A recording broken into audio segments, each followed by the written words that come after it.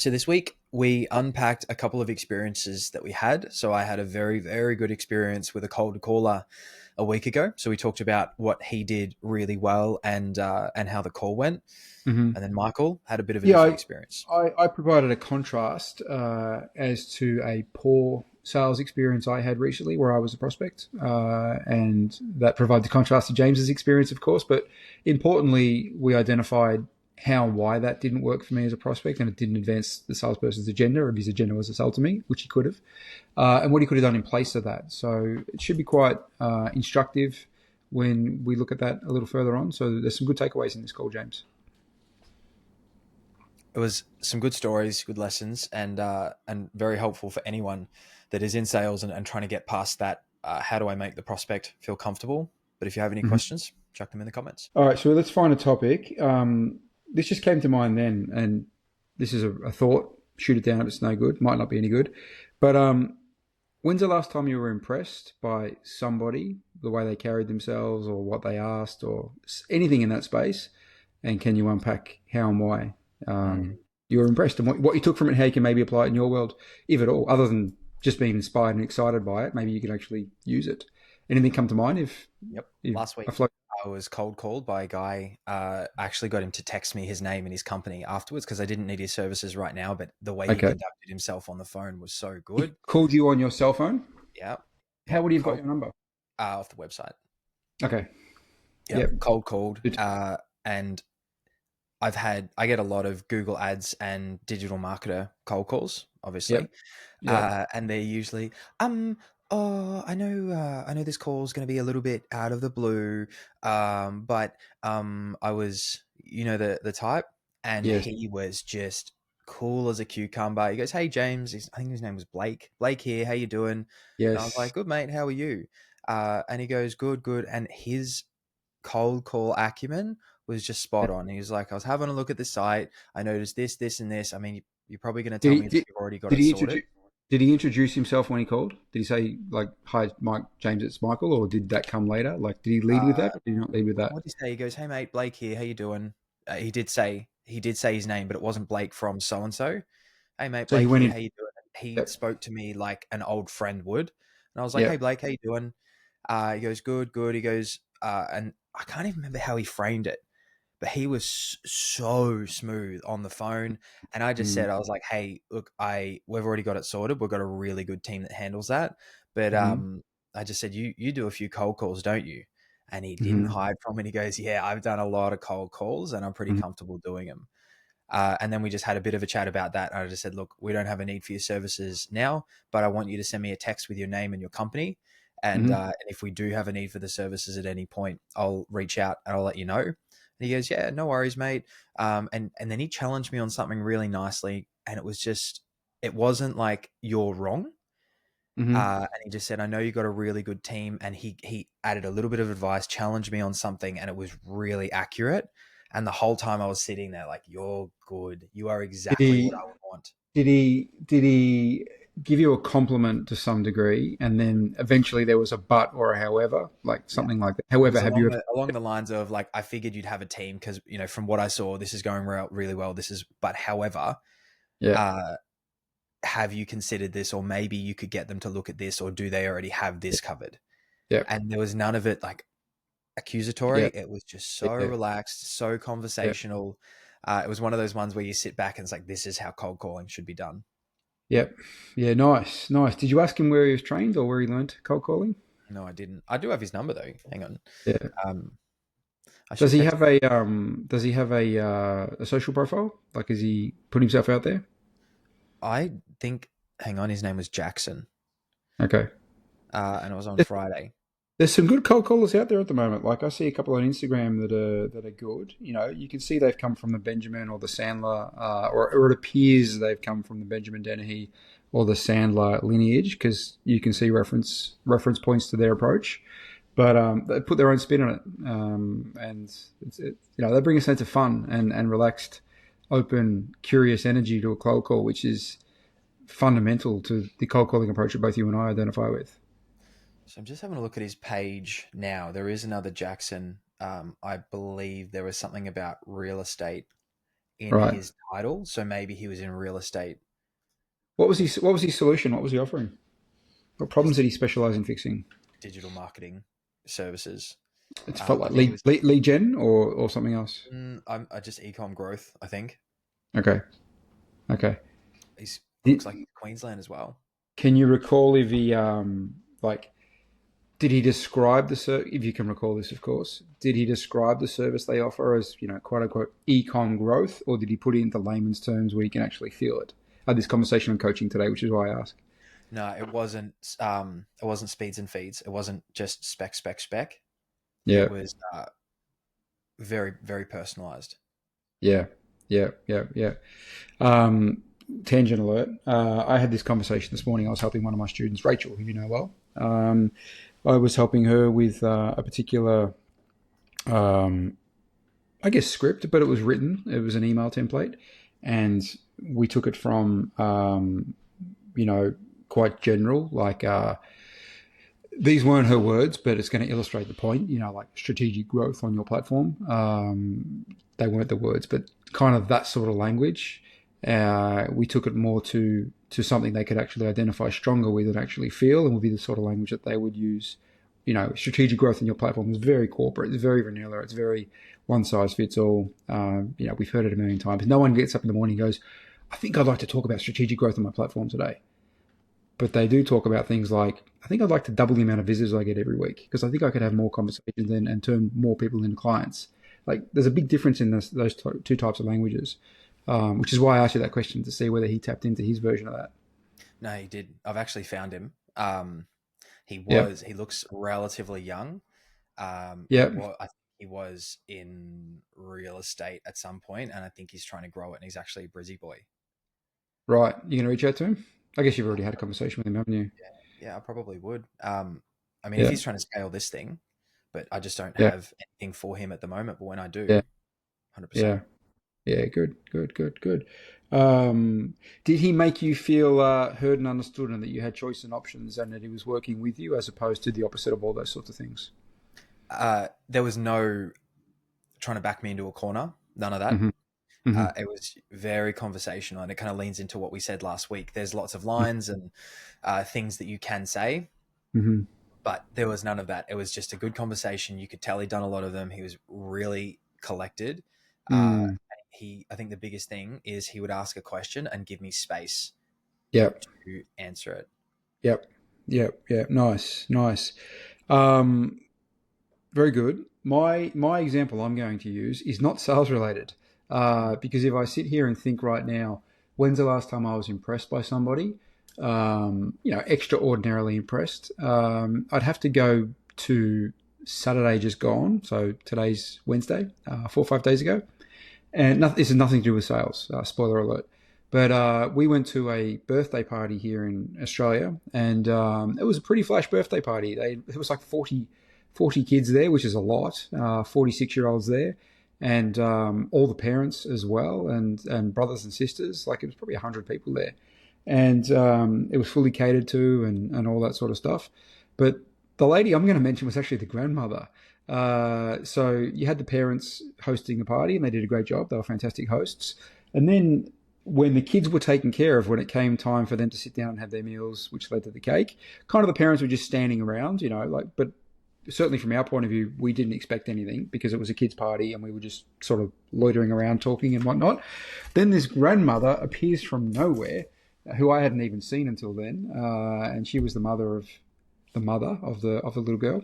And she appears from nowhere and rounded up the parents in like 3 seconds with amazing, collaborative, fun, welcoming, warm energy, and took us out to an area that they had set up, which had catering ready to go for the parents, which wasn't advertised and wasn't expected either, and couldn't have attended to us better. It was 5-star treatment the whole way. Made us feel so warm and fuzzy. Made us feel so important.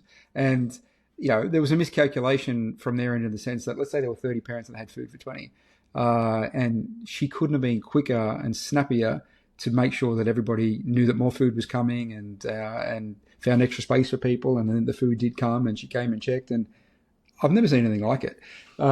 So it was. I told her, I said, "You've missed your calling." I said, "If you're not a caterer, You have to become one now. You've missed your calling, and we laughed. But it was just a good reminder and these are the principles we can apply to sales. Things like reading the room, making us feel important, making us feel heard and understood, making us feel like the stars of the show, even though we were not. She made us feel like that.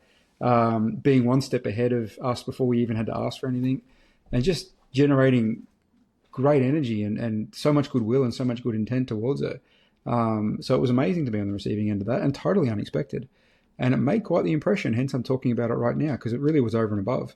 So that's the last time I was massively blown away or impressed or was taken back, like, whoa, this is next level service or treatment or care, for want of a better word.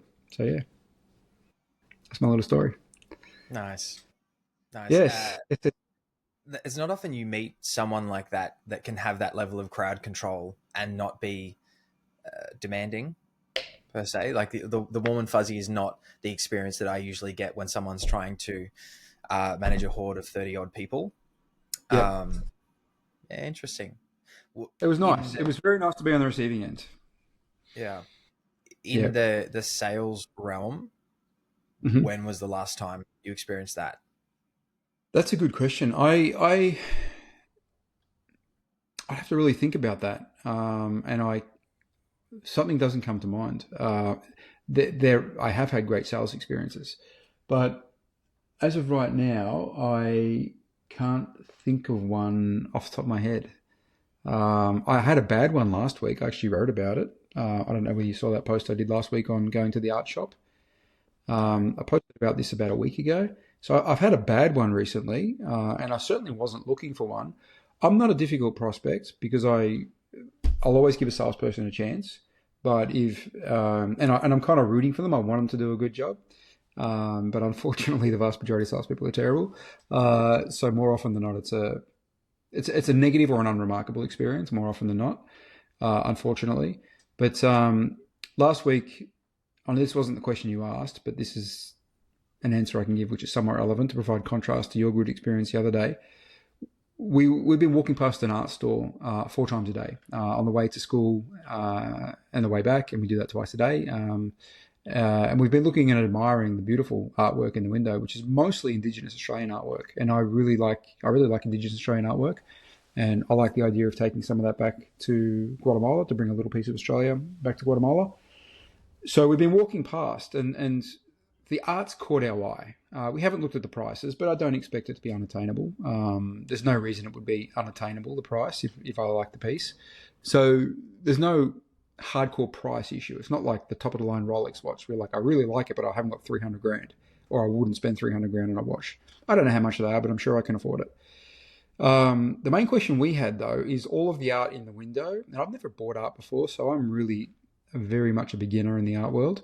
The main question we had was the material aspect of it and the transportability of it, because we've got to fly back to Guatemala. And we don't want to ship it because it'll be prohibitively expensive, and then customs and duty comes into it, like too hard. And we're conscious of the fact that it would need to be portable on a flight, checked in luggage and things like that. So the main question we had as a start point was, we finally went in after 2 weeks of looking. We finally went in, I think Thursday last week, and as an elderly gentleman in there, appeared to be the owner of the store. Initial meet and greet, and I said to him, "Hey, we really like some of the artwork you've got on display. We're traveling though. We're going overseas shortly. Firstly, is it in a material? Firstly, are they paintings or are they printed? Because I was thinking if they're prints, I could buy the high-res image, print it in Guatemala." There goes the transport issue. And I don't really care if it's prints, or I want the image. I don't really care if it's paint or print. No, they're all paintings. I said, okay, great. I said, are they like originals or he said, yes. I said, what material is it on? And I asked because I told him I was asking. I said, I asked because I'll need to like roll it up or pack it down or something like that. So A, what material is it? Can it be packed down? And B, does it have to come in the frames that it's in? Maybe these are beginner questions, but I'm a beginner to art. And he wouldn't answer the question. He said, how much do you want to spend? My criteria wasn't based on how much I wanted to spend. By the way, I'm in fitness gear. It's the morning, I'm about to do my exercise after that, so I probably don't look $1 million. And I said, I'm not thinking about price yet. I'm thinking about the material and the transportability, because that will define if I can even make a purchase or not. He goes, yeah, I get that, but how much do you want to spend? And I said, you're asking the wrong questions. I haven't even thought about how much I want to spend. I said, can you please answer the question? And then we kind of got into a bit of like the vibe was bad. And then he said, he realized, he read the room. He goes, because my facial expressions betrayed the fact I wasn't happy. And I had no intent to pick a fight. Like, I went in there ready to buy something. And he goes, I asked because I'm just trying to help you. And I go, well, you're not helping. I said, you're not helping because A, you're not answering my questions, and B, you keep asking me a question that I have no interest in answering. So then I just walked out. I just halfway through, I'm like, I'm not even going to have this conversation. He'd annoyed me enough that I walked out. I had a desire to buy the products. It turns out they were on canvas and you can roll them up and you don't have to come with a frame, and the size wasn't too much of an issue. I never saw the prices, but I have no doubt I could have paid it and would have paid it for the right one. We never had that conversation. And now I'm going to keep walking past that store every day, and I'll never go in there again on principle, out of spite.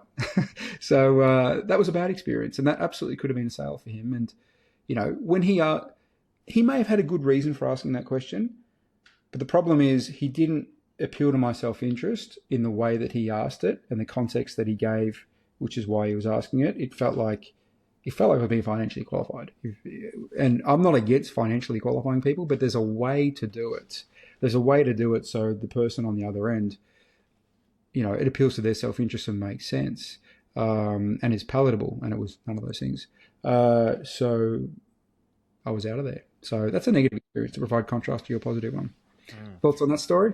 Yeah, I've had not a lot, a good amount like that, where the salesperson just thinks that I'm in charge here. They're going to do what I say. Mm, I can ask the hard questions. They are in my world, and I think a lot of people fall into that in sales. But the fact that this was an older fella, yeah, and and he's probably done this a good amount. I don't yeah, know what it is. Maybe it's just, and the fact that you're in athletic gear is not an excuse, because most people wear athletic gear out and about now. It has yeah. nothing to do with that price qualifying, and it's art. It's not. Uh, Maybe he was expensive, sure, but I don't know. Maybe he was having a bad day. Probably Yeah, not. I don't know. I don't know. He had an accent. I thought for a second he might have been Spanish, for a second, but I don't think he was. I think he was Italian. But we had such a disconnect going on that I was going to say, "Are you Spanish by any chance?" And if he were, I was going to, as you know, I speak Spanish. I was going to flip to Spanish to see if we could actually communicate like normal people. But I was like, I don't think his accent is, and you know what? I don't want to communicate with him anyway. So that was not disappointing because I didn't go in with expectations. It was just another reminder of how fragile sales can be. You can have somebody come in who has the intent to purchase and the ability and will to purchase, and one little disconnect can unravel quickly, and before you know it, there's a degree of hostility. Even I've done it as a salesperson. I've made miscalculations and missteps and misspoke, and it's unraveled quickly. So it was a good reminder. Not that I needed it, but sometimes it's nice to feel it, that it can be fragile what we do. Yeah, in a But I different world think with a different salesperson, I might have walked out with 3 or 4 pieces. I'm I'm really forgiving. If someone's rude to me in a sales process, I will point it out and I just say, "Hey, what are we doing here? This is really uncomfortable. It's not serving anyone." But I'm very, very patient in a sales process because I understand most people suck at it. The only Yes. place where I'm unforgiving is really bad customer service. So, for example, Mm-hmm. having a pull put in now, I'm so Mm-hmm. patient. They were 3 months late in actually starting the project. By the time I'd come as close to as I get to throwing the toys out of the cot, there were 12 unreturned calls. As in, yeah. All right, I'll figure it out and call you back. 12, not an exaggeration. And then in the end, I rang the owner and I just said, "Ooh," I did swear, because he's very Aussie, and when we met, that was the language. And I just said, "What the f is going on?" And he goes, "Oh, have they not done that yet?" And I said, "No." And he goes, "Oh, leave it with me." And it was booked in for that Wednesday. And then since then, what's happened is things are weeks behind where they were meant to be. No one calls me back. I just call him. And then I've noticed since then that the staff, I mean, it happened again yesterday, but the staff actually call me back after a couple of days if something happens. But this whole experience is hands down the worst I've ever had with any kind of investment, because the communication, and it's such an easy fix. Hey, mate, Mm-hmm. we're going to be able to get out there next week. We're just waiting to book it in. Is that okay? No Mm-hmm. worries. But the Mm-hmm. fact Mm-hmm. that I'm having to chase up every single step, and now it's costing us money because things Yep. are getting pushed back and we have to spend more. Uh, Yep. I'm really unforgiving in that instance. And if they say they're going to call me back, I just say, no, no, no, I'll wait on the line while you figure that out, because no one Yep. called me back. Yep. It's not good Yep. enough. Yep. Yep. Yeah. That's fair. Yeah. Fair. Look, people can be forgiving if, similar to the things we said earlier, if they feel heard and understood, if they feel you're being honest in your intent and collaborative in your intent. Um, People are general, and the reason given is reasonable and understandable. Most decent people are pretty forgiving when those things are in play, but very often those things are not in play, or they are in play in the background, but it's not handled in a way that connects that, and then there's a disconnect, and you get angry and upset and frustrated, and yeah, it's a bad experience. Mm, and Mm. it's so easily avoidable. And now I'm doing the much longer sales cycle stuff, as well Yep. as building a customer base that you're going to nurture and look after. Mm-hmm. Um, Karen just popped in the background in the Oh, picture. did she? Yeah, Yeah. it's quite funny, just like a floating person. Uh, Yeah. what was I saying? Yeah, I'm looking at it in a much longer instance of, it's not necessarily about what happens. We've had a couple of mistakes, things that went wrong, out of our control, but the biggest thing Mm. is on how we go about resolving it. Mm. If you just say, "Hey, I don't know what happened, but I'm going to fix it," most Yep. of the time, even if people are in a panic, Yep. you having that conviction behind what you're doing, they're just like, Yep. "Oh, no worries." Yep. And then by Yep. actually following through with it, as soon as it Yep. happens once, if anything happens again, they're like, "Oh, James will fix it." Yep. Yeah. So the take home message is, if you are, for whatever reason, creating a problematic situation for your client or prospect, play offense, get ahead of it. Like, deliver the message ahead of time and prepare them for it, and present options ideally, rather than wait for that dreaded phone call, and worse, 6 missed calls. Offense almost always trumps defense. And if you get ahead of a message and deliver it your ways, and this ties in with qualifying a prospect on a sales call. Like, I don't want them to tell me they have to speak to their wife at the end of a call when I try and close them. I want to find out at the start what the decision making process looks like. While I have a degree of control, where I can shape the narrative, while I still have ammo in the chamber, things like that. It's very similar to delivering bad news. Like, get ahead of it.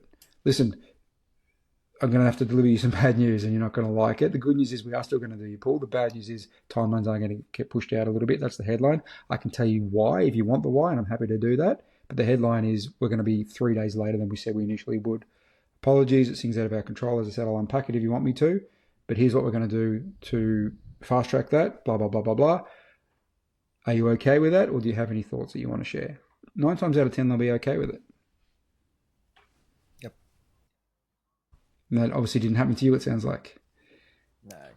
No, neither with you.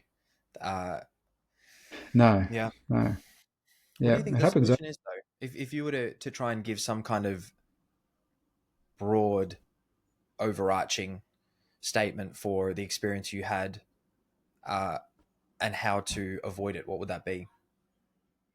Well, I think it comes back to, you know, he didn't tap into the fundamental principles that I think are non-negotiable in sales if you want to be a leader of sales. He wasn't listening. He didn't make me feel heard and understood. He didn't make me feel I had choice and options. He didn't make me feel like he had a collaborator. And none of this is at the expense of challenging my positions or thoughts or ideas or concept of best practices. That can all still come into play. But none of those things were felt from my end. Now, because none of those things were felt from my end, ultimately that leads to a feeling of hostility in an extreme sense. But ultimately, I have options. I have self-awareness. I have self-esteem. I have the will to act on my intent, which is, if I don't like this, I'll just walk out. Like, I'm not embarrassed that I'll be polite, just smile and go along with it. I'm like, hey, this doesn't work for me, I'm out. So I executed that and walked out of the store. Had he made me feel the opposite, heard and understood, listened to, answered my questions, maybe challenged some of asked me some questions, which maybe challenged my perception of best practices or suitability or what the best play is here, I would have reciprocated that. I would have bought into that conversation, and maybe I would have walked in thinking I was going to get X, and I would have walked out with Y, because he had me realize in that store that Y is a much better play. And when I looked at Y, I'm like, you know what, you're right. Y is better. Okay, let's look at some Y options then, because it gets clear on my criteria. Then he could have the conversation about budget. He might say, not how much do you want to spend, because that's not the right question. Because that's when people buy art, unless maybe it's like specifically for an investment with an ROI play and all that. The start point question is not how much do I want to spend. The start point is, do I want this piece, or how does this piece fit into my collection, or something like that. Eventually, the question becomes, can I afford it, or am I prepared to pay that amount of money for it? But like the start point isn't how much do I want to spend. Like I haven't even considered that question. But a better question might have been, okay, Michael, based on your criteria, here's 4 pieces that I think is worth looking at. What are your thoughts? Oh, I like number 1, I like number 3. 2 and 4 I don't like. Okay, great. Do you have a preference of number 1 and 3? By the way, do you have to select one, or are you open to taking 2 if it all lines up? No, I could take 2. Obviously, depends on price and sizing for packaging.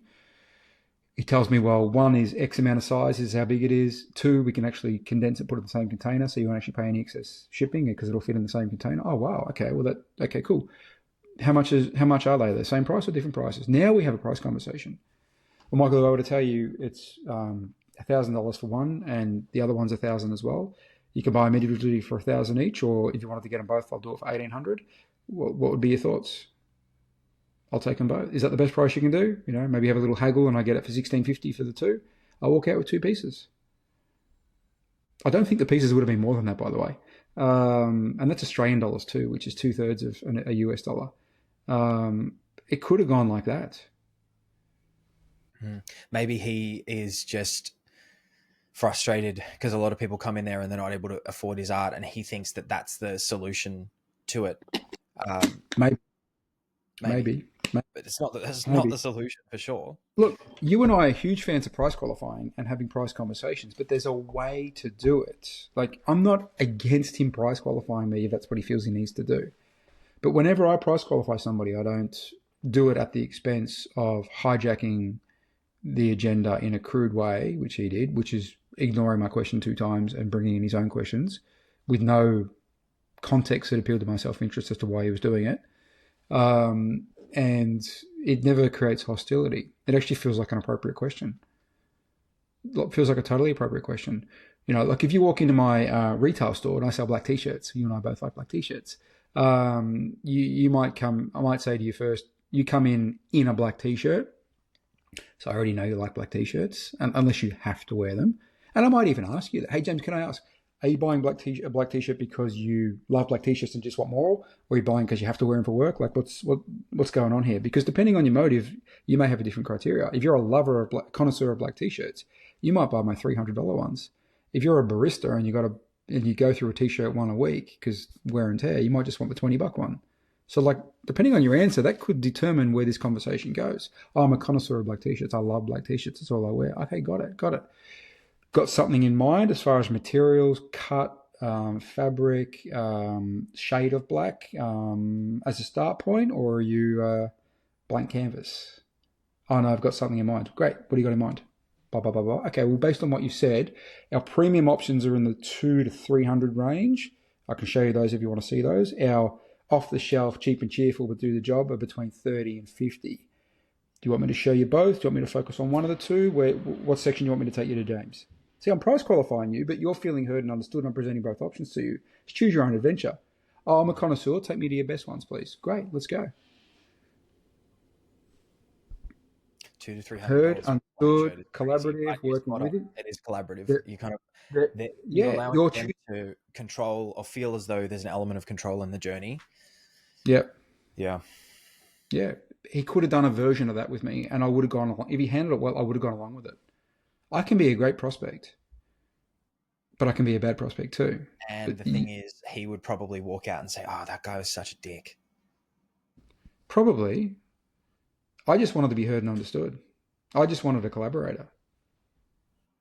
But it like we said at the start, and I feel like this might be a good place to wrap up. Like you said at the start, you are very patient, tolerant, because most people are really bad at sales, and you're okay to go along for the journey. You're not rude. but it takes a really bad salesperson for you to be even remotely reactive. Yep. I gave him 2 chances and he butchered both of them. So I was like, okay, I'm not giving you a third. Yep. Because it was on the same issue. Anyway, you live and learn, you move on. It's no big deal, but it's a good reminder. It's, because you can get on a good roll and have lots of good conversations, and it's a good reminder that, drop the ball even for a moment and it can all come undone. Now, a good salesperson rarely drops the ball, and when they do, they don't to a degree that they can't recover from it 9 times out of 10. But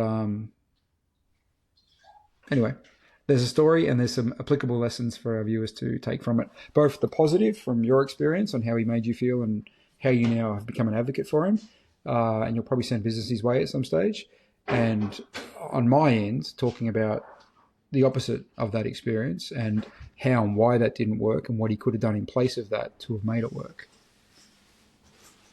So yeah, should be a few lessons in there for our viewers. Awesome. All right, let's wrap up here. Cool. See you next week, James.